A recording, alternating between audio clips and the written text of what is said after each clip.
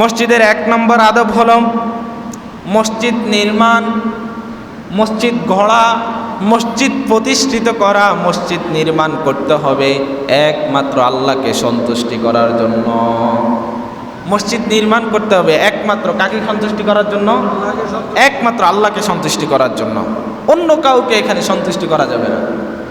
এখন আমাদের সমাজে মসজিদ হয় ঠেলাঠেলি করে, মারামারি করে, হয় না? হয়নি? মারামারি করে মসজিদ হয়, ঠেলাঠেলি করে মসজিদ হয়। যে সভাপতি হতে পারে নাই, সেক্রেটারি হতে পারে না, এই জন্য বাড়ির সামনে মসজিদ দিয়া বসে, এরকম হয় না? বাংলাদেশে এটা অহরহর। মসজিদ যদি আল্লাহকে সন্তুষ্টি করার জন্য মসজিদ না বানানো হয়, তাহলে ওই মসজিদ কোনো কাজে আসবে না। একমাত্র আল্লাহকে সন্তুষ্টি করার জন্য মসজিদ বানাতে হবে। হ্যাঁ, যদি মসজিদ অনেক দূরে হয়, তাহলে আমি পাশে একটা মসজিদ নির্মাণ করলাম, এখানে মানুষ নামাজ আদায় করবে, এটা হলে ঠিক আছে। গ্রামের মধ্যে একটা মসজিদ, আরেকটা মসজিদ বানিয়ে দিলাম, মানুষ যেন বিপদের সময় এখানে নামাজ পড়তে পারে। কিন্তু এখন আমাদের সমাজে মসজিদ হয় ঠেলাঠেলি করে, মারামারি করে, একজন আরেকজনের সাথে ঠেলাঠেলি করে মসজিদ নির্মাণ করে। মসজিদ হতে হবে লিল্লাহি, আল্লাহর জন্য। বিশ্বনবী মসজিদ সম্পর্কে যতগুলা হাদিস বর্ণনা করলেন, যতগুলা হাদিস তিনি বললেন, সব হাদিসের মধ্যে একটা শব্দ আছে লিল্লাহি। সব হাদিসের মধ্যে একটা শব্দ আছে লিল্লাহি, আল্লাহর জন্য। তেমন একটা হাদিস রাসূল সাল্লাল্লাহু আলাইহি ওয়াসাল্লাম বলেন, মান বানা লিল্লাহি মসজিদান বানাল্লাহু লাহু বাইতান ফিল জান্নাহ। কেউ যদি আল্লাহর সন্তুষ্টির জন্য একটা ঘর নির্মাণ করে, কেউ যদি আল্লাহকে সন্তুষ্টি করার জন্য একটি মসজিদ নির্মাণ করে, আল্লাহ জান্নাতে তার জন্য একটি ঘর নির্মাণ করবে। কেউ যদি আল্লাহকে সন্তুষ্টি করার জন্য একটি ঘর নির্মাণ করে, একটি মসজিদ নির্মাণ করে, আল্লাহ তাআলা তার জন্য জান্নাতে একটি ঘর নির্মাণ করবে। মসজিদ নির্মাণ করলে যে আপনি জান্নাত পেয়ে যাবেন এমন না। ওই মসজিদটা হতে হবে আল্লাহকে খুশি করার জন্য, ওই মসজিদটা হতে হবে আল্লাহর সন্তুষ্টির জন্য, ওই মসজিদটা হবে লিল্লাহি, আল্লাহর জন্য। তাহলে ওই মসজিদ নির্মাণের মাধ্যমে আপনি জান্নাতের আশা করতে পারেন। ওই মসজিদ নির্মাণের মাধ্যমে আপনি জান্নাতে আল্লাহ যে ওয়াদা দিয়েছে যে তার জন্য আল্লাহ জান্নাতে একটি ঘর নির্মাণ করবে, আপনি ওই ঘরের আশা করতে পারেন। আবার আমাদের সমাজে এমনও মসজিদ নির্মাণ করে, এমনও মসজিদ নির্মাণ করে নেতা সাহেবের বাড়ির সামনে যদি মসজিদ না থাকে তাহলে ভোট কম পাবে, এজন্য নেতা সাহেব বাড়ির সামনে একটা মসজিদ নির্মাণ করে ফেলে। নেতা সাহেবের উদ্দেশ্য কি বুঝেন? নেতা সাহেবের উদ্দেশ্য হলো এত বছর যে টাকা কামাই করলাম, আকাম উকাম করলাম, এমনে হেমনে মানুষের জমি মেরে খেলাম, মানুষ থেকে জোর জবরদস্তি করে লক্ষ লক্ষ টাকা হাতিয়ে নিলাম, এই টাকা তো আকাম উকাম করে কামাইছি, এখন বাড়ির সামনে একটা মসজিদ বানায়া দিই, তাহলে এই মসজিদের রসুল্লাহ আল্লাহ আমারে মাফ করে দিবে। এত সহজ নাকি মাফ? আল্লাহর কাছে মাফ কি এত সহজ? আপনি গুন্ডামি কইরা, নষ্টামি কইরা, জোর জবস্তি কইরা, জুলুম কইরা মানুষের থেকে টাকা আদায় করে নিছেন, ওই টাকা দিয়ে মসজিদ দিয়ে দিছেন, আর আল্লাহ আপনারে মাফ করে দিবে? এত সহজ? মাফ কি এত সহজ? এরা হচ্ছে দান্দাবাজ। এরা কি বাজ? দান্দাবাজ।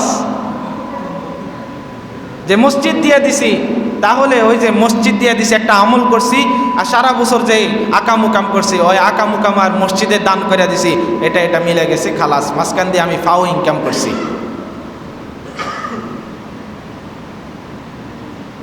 মাঝখান দিয়ে আমি ফাও ইনকাম করছি।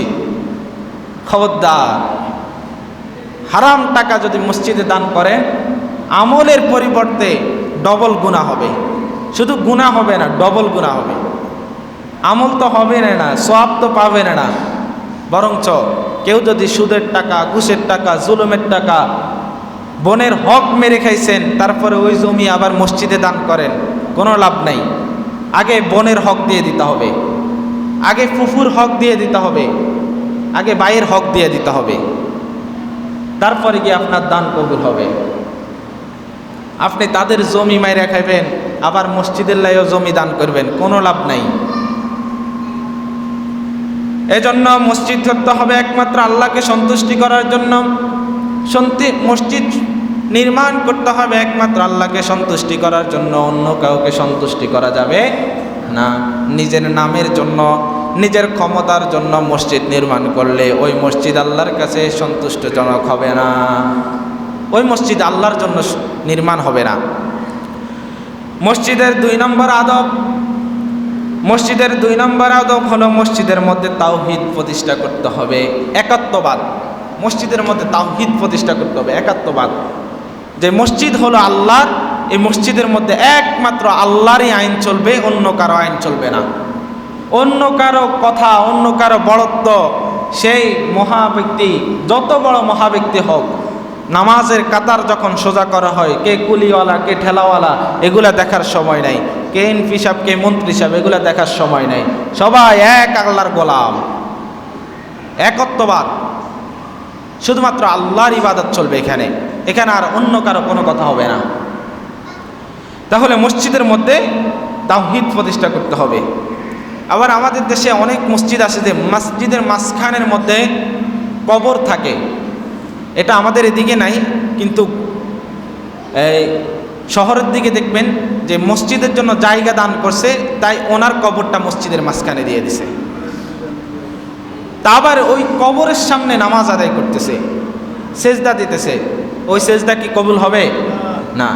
মসজিদের ভিতরে কবর রাখা যাবে না। কবর যদি দিতে হয় মসজিদের পাশে কবর দিতে পারবে। আমাদের জাতীয় কবি তিনি একটা আল্লাহর কাছে মুনাজাত করলেন, মসজিদেরই পাশে আমার কবর দিও ভাই, যেন ঘরে থেকে মুয়াজ্জিনের আযান শুনতে পাই। আল্লাহর কাছে চাই নিতে হবে যে আল্লাহ মসজিদের পাশে যেন কবরটা হয়, তাহলে মসজিদের যে বারাকা, ওই বারাকাটা আল্লাহ হয়তো কবরের মধ্যে পৌঁছায় দিতে পারে। তাহলে মসজিদে তাওহীদ প্রতিষ্ঠা করতে হবে, একাত্মবাদ প্রতিষ্ঠা করতে হবে। 3 নম্বর মসজিদের আদব, মসজিদে 3 নম্বর আদব হলো মসজিদে আসতে হবে সুন্দর পোশাক পরিধান করে। কি পোশাক? সুন্দর পোশাক, ভালো পোশাক পরিধান করে মসজিদে আসতে হবে। আল্লাহ রাব্বুল আলামিন বলতেছেন, ইয়া বানি আদম খুযু যিনাতাকুম ইনদা কুল্লি মসজিদ। আল্লাহ বলতেছেন, ইয়া বনি আদম, হে বনি আদম, হে আদম সন্তান, তোমরা যখন মসজিদে যাবে তোমরা তোমাদের উত্তম পোশাক পরিধান করে তোমরা মসজিদে যাবে, ভালো পোশাক পরিধান করে মসজিদে যাবে। দেখবেন আমাদের সমাজে অনেক লোক আছে যে মসজিদে আসার সময় চিরা লুঙ্গি, চিরা গেঞ্জি পরে মসজিদে চলে আসে, সেন্টু গেঞ্জি পরে মসজিদে চলে আসে, আসে না? এরকম চলে আসে।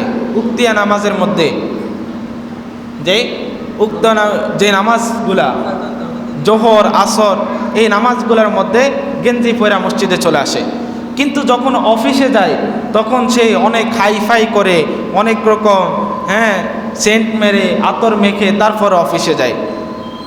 আর ওইগুলার চাইতে সবচাইতে দামি জায়গা হলো মসজিদ, আল্লাহর কাছে যেটা প্রিয় জায়গা, ওই জায়গার মধ্যে আসতে হবে সুন্দরভাবে। আল্লাহর কাছে খুশি করার জন্য, আল্লাহকে রাজি খুশি করার জন্য উত্তম পোশাক পরিধান করে ইবাদত করতে হবে।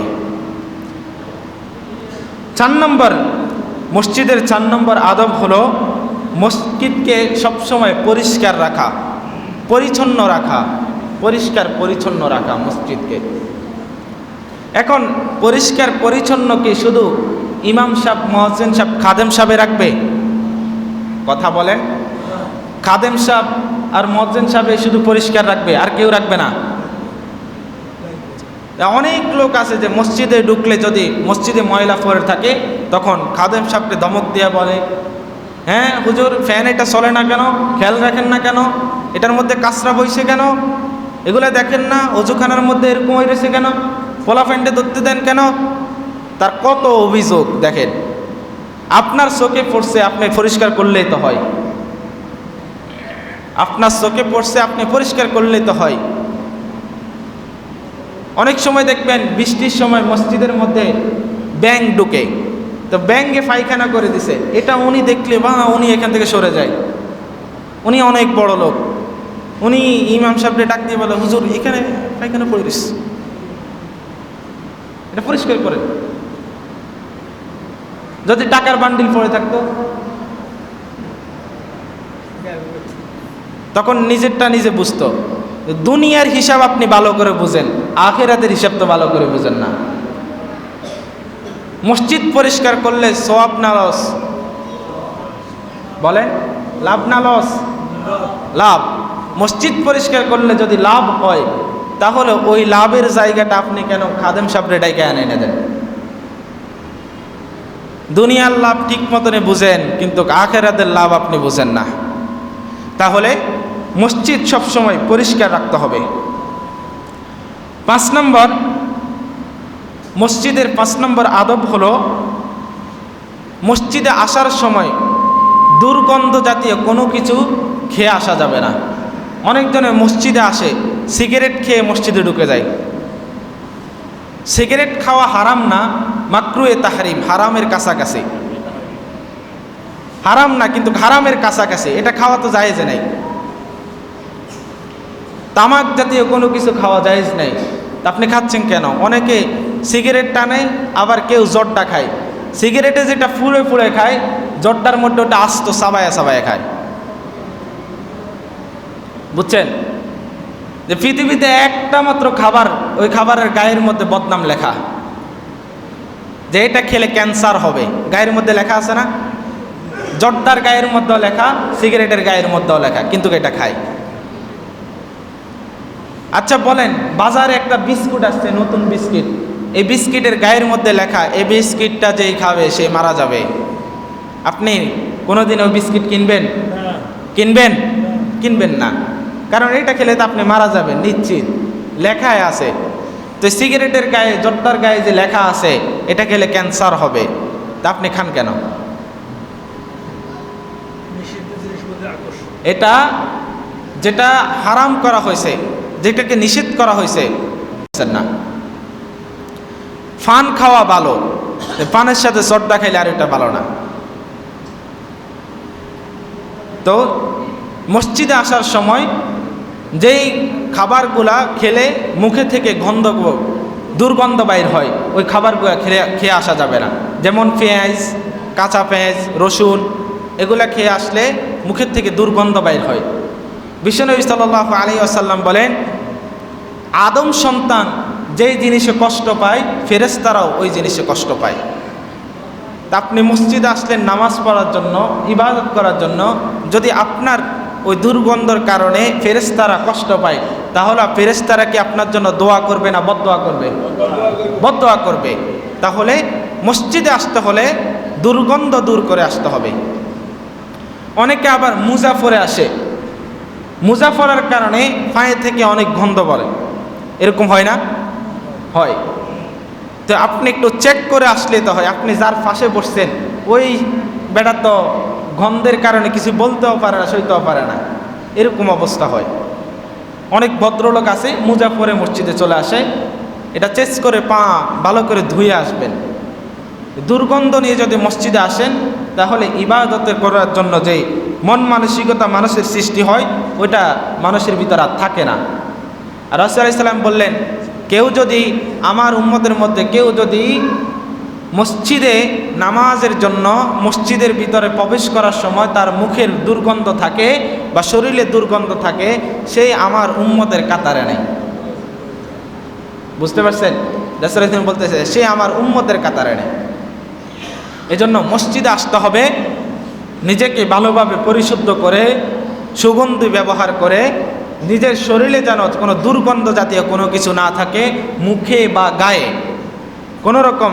অনেকে ঘেমে মসজিদে দৌড়ে দৌড়ে আসে, মনে হয় ঘেমে আসে, তো ঘামের গন্ধে আরও 2-1 জন থাকতে পারে না, এরকম অবস্থা হয়। এখন তো আরও গরমকাল, এখন এটা বেশি হবে। এজন্য নিজেকে সেফলি যেন মসজিদে আসতে হবে, দুর্গন্ধ যেন নিজের গায়ে থেকে না আসে, মুখে থেকে না আসে, এটা অবশ্যই খেয়াল রাখতে হবে। ইবাদত হতে হবে ফিউর, সুন্দর ইবাদত হতে হবে। তো ইবাদতের মধ্যে যদি কোনো খুঁটিনাটি সমস্যা থাকে, তাহলে ওই ইবাদত আর কবুল হবে না, ওটা আসমান আর জমিনের মাঝখানে ঝুলে থাকে। মসজিদের 6 নম্বর আদব, মসজিদের 6 নম্বর আদব হলো মসজিদে আসতে হবে শান্তভাবে, তাড়াহুড়া করা যাবে না। অনেকে দেখবেন তাড়াহুড়া করে আসে। মাগরিবের সালাতে যদি হুজুরে ইন্না আতাইনা কাল কাউসার টান দেয়, তখন অজু থুইয়া পারে না, দৌড় দেয়। অজু কইরা দৌড় দেয় তো পা পিছলাইয়া মসজিদের মধ্যে পড়ে যায়, কারণ ও রাসূলের কথা শুনে নাই, আল্লাহ তারে লেংলা বানাইয়া দিছে। এরকম হয় না? তাড়াহুড়া করা যাবে না। আপনি 1 রাকাত পান নাই, পরে 1 রাকাত পড়ে নেবেন, তবে তাড়াহুড়া করা যাবে না, তাড়াহুড়া করা যাবে না। অনেকে মসজিদে আসে, যখন রুকু থেকে হুজুর উঠে যায় তখন গিয়ে সে রুকুর মধ্যে পড়ে, যে 1 রাকাত যদি ছুটে যায় নিজে নিজে রুকু দেয়, তার নামাজ হবে? যদি রুকু না পাই তাহলে ওই রাকাত মিস, ওই রাকাত আপনাকে পরে পড়তে হবে। তাহলে মসজিদে শান্তভাবে আসতে হবে, তাড়াহুড়া করা যাবে না। 7 নম্বর হলো মসজিদে ডান পা দিয়ে প্রবেশ করতে হবে। 7 নম্বর আদব, মসজিদে ডান পা দিয়ে প্রবেশ করতে হবে। আমরা কথায় কথায় বাম পা দিয়ে ঢুকছি না ডান পা দেখছি, কোনো খেয়াল নেই, কোনো খোঁজ খবর নেই। মসজিদে ঢুকতে হবে ডান পা দিয়ে এবং বের হতে হবে বাম পা দিয়ে। মসজিদে ঢুকার সময় দোয়া পড়তে হবে, বিসমিল্লাহি ওয়াসসালাতু ওয়াসসালামু আলা রাসূলিল্লাহ আল্লাহুম্মা ইফতাহ লি আবওয়াবা রাহমাতিক। এটা সবাই পারেন? সবাই পারে না, এটা শিখে নেবেন। মসজিদে ঢুকার দোয়া। কেউ যদি মসজিদে বাম পা দিয়ে ঢুকে যান, যদি এটা মনে হয় আপনার, তাহলে আবার বাইর হবেন, বাইর হয়ে তারপর আবার ডান পা দিয়ে ঢুকবেন। এটা আমার কথা না, রাসূলের কথা। যদি তোমার মনে হয় তুমি বাম পা দিয়ে ঢুকছো, তাহলে আবার বাইর হও, বাইর হয়ে আবার ডান পা দিয়ে মসজিদে প্রবেশ করো। আর মসজিদ থেকে বাইর হতে হবে বাম পা দিয়ে, বাম পা দিয়ে মসজিদ থেকে বাইর হতে হবে। বাম পা দিয়ে বাইর হবে আর দোয়া পড়তে হবে, আল্লাহুম্মা ইন্নী আসআলুকা মিন ফাদলিক। এই দোয়াটা পড়তে হবে। ফাদল, ফাদল মানে রিজিক, রিজিক, রিজিক। 8 নম্বর মসজিদের আদব হলো মসজিদে ঢুকার পর 2 রাকাত নামাজ আদায় করা। এটা রাসূলের সুন্নাহ। রাসূল আলাইহিস সালাম যদি কাউকে দেখতেন মসজিদে ঢুকে সে বসে গেছে, রাসূল ধমক দিয়ে বলতেন, দাঁড়াও, 2 রাকাত নামাজ পড়ে তারপরে বসো। রাসূল যদি খুতবায়ও থাকতেন তখনও বলতেন, দাঁড়াও, খুতবা বন্ধ করে দিতেন, আগে নামাজ পড়ো। কিন্তু এটা আমাদের সমাজ থেকে উঠে গেছে। আমরা মসজিদে আসি, লেট্টর করে বসে যাই। মসজিদে এসে 2 রাকাত নামাজ আদায় করতে হবে। মসজিদের একটা হক আছে, হকটা আদায় করতে হবে। এই 2 রাকাত নামাজের নাম হলো দুখুলুল মসজিদ, মসজিদে ঢুকার 2 রাকাত নামাজ। এটা পড়বেন তো সবাই? নিজের জীবনের সাথে সেট করে নেন, 2 রাকাত নামাজ মসজিদে ঢুকার সাথে সাথে পড়বেন। 9 নম্বর হলো মসজিদে ঢুকার পরে উঁচু গলায় কোনো কথা বলা যাবে না, উঁচু আওয়াজে কোনো কথা বলা যাবে না। অনেকে বসে বসে মসজিদে বসে বসে কথা বলে, কোনো কথা বলা যাবে না। দুনিয়াবি কোনো কথা মসজিদের মধ্যে বলা যাবে না। আবার মসজিদের বাহিরে দাঁড়ায় দাঁড়ায় গালাগালি করে না? খবরদার, মসজিদের বাইরে যদি দাঁড়ায় দাঁড়ায় কথা বলে গালাগালি করেন, তাহলে মসজিদে ঢুকার বাইরে এটা তো জায়গাটা একটাই, মসজিদে বাইর আর ভিতর জায়গা তো একটাই। তা আপনি যে গালাগালি করলেন আল্লাহর ঘরের সামনে, এটার পরিণতি কি হবে? খবরদার, আল্লাহর ঘরের সামনে দাঁড়িয়ে গালাগালি করবেন না। যাদের এই অভ্যাস আছে, আপনি ঝগড়া করতে হলে দোকানে যায় ঝগড়া করেন, এখানে কোনো কথা বলা যাবে না। খুতবা চলাকালীন সময় অনেকে কথা বলে, খুতবা চলাকালীন সময় কথা বলা হারাম, কথা বলা যাবে না, এটা নাজায়েজ। যদি কেউ কথা বলে তাকে এই কথাও বলা যাবে না, থাম, এ কথাও বলা যাবে না।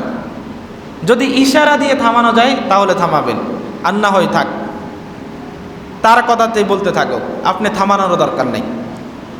10 নম্বর হলো, 10 নম্বর মসজিদের 10 নম্বর আদব হলো মসজিদে মাইকে কোনো কিছু হারানোর কোনো কিছু বলা যাবে না। কারো কোনো কিছু হারিয়ে গেছে, মসজিদের মাইকে বলা যাবে না, সম্পূর্ণ নিষেধ। কেউ যদি কারো কোনো কিছু হারায় গেছে, মসজিদের মাইকে এসে বলতেছে আমার অমুক জিনিস হারায় গেছে, কেউ পাইলে দিয়ে দিয়েন। রাসূলুল্লাহ সাল্লাল্লাহু আলাইহি ওয়াসাল্লাম বললেন তার জন্য বদদোয়া করা সুন্নাত। কি দোয়া করবে? তার জন্য বদদোয়া করবে এটা, তোমার যেটা হারায় গেছে এটা যেন তুমি জীবনও না পাও, এটা করা সুন্নাত। মসজিদে কোনো কিছু অ্যালাউন করা যাবে না। অনেক মসজিদে আছে দেখবেন টিকার অ্যালাউন করে, ওই যে গ্রামে টিকা দেয় না, বাচ্চাদেরকে যে টিকা দেয় ফলিও খায়, ওই টিকার অ্যালাউন করে মসজিদের মধ্যে, এটা সম্পূর্ণ হারাম। 11 নম্বর মসজিদের 11 নম্বর আদব হলো আগে আগে মসজিদে আসা, আগে আগে মসজিদে আসা। মসজিদের 12 নম্বর আদব হলো পায়ে হেঁটে মসজিদে আসা, পায়ে হেঁটে মসজিদে আসা। মসজিদের 13 নম্বর আদব মসজিদে ভিন্ন রকম যে আমলের আয়োজন করা, এটা হলো মসজিদ কমিটির দায়িত্ব, যে সপ্তাহে বা মাসে একদিন মসজিদে ভিন্ন রকম আলোচনার সবার আয়োজন করা, যেন সমাজের সবাই আল্লাহর ইবাদতের জন্য উৎসাহিত হয়। মসজিদের 14 নম্বর আদব হলো সুন্নাহ সহকারে মসজিদে তাসবিহ আদায় করা, যেটা সুন্নাহ সম্বোধন করে ওই তাসবিহ আদায় করা।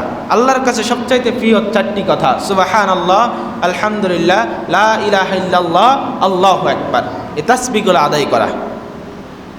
15 নম্বর মসজিদে 15 নম্বর আদব হলো মসজিদে আজান হওয়ার সাথে সাথে মসজিদে চলে আসা। আল্লাহ রাব্বুল আলামিন বলতেছে ইয়া আইয়ুহাল্লাযীনা আমানু ইযা নুদিয়া লিস-সালাতি মিন ইয়াউমিল জুমআহ, আল্লাহ বলতেছে যখন মসজিদ থেকে তোমাদেরকে ডাকা হয়, যখন মসজিদে আজান হয়ে যায় তখন আর দেরি করা যাবে না। ইযা নুদিয়া লিস-সালাতি মিন ইয়াউমিল জুমআহ ফাসআউ ইলা যিকরিল্লাহি ওয়া দারুল বাই, সমস্ত রকম কাজ কাম বন্ধ, ব্যবসা বাণিজ্য সব কিছু বন্ধ, একমাত্র একজনের জন্য মসজিদে যেতে হবে, তিনি কে? আল্লাহর জন্য মসজিদে চলে আসতে হবে। তাহলে মসজিদের যে 15টা আদব বললাম, এই 15টা আদব আমরা মেনে চলার তৌফিক যেন আল্লাহ আমাদেরকে দেয়। আল্লাহর কাছে আমরা দোয়া করি আল্লাহ তাআলা যেন আমাদেরকে এই তৌফিক দান করে।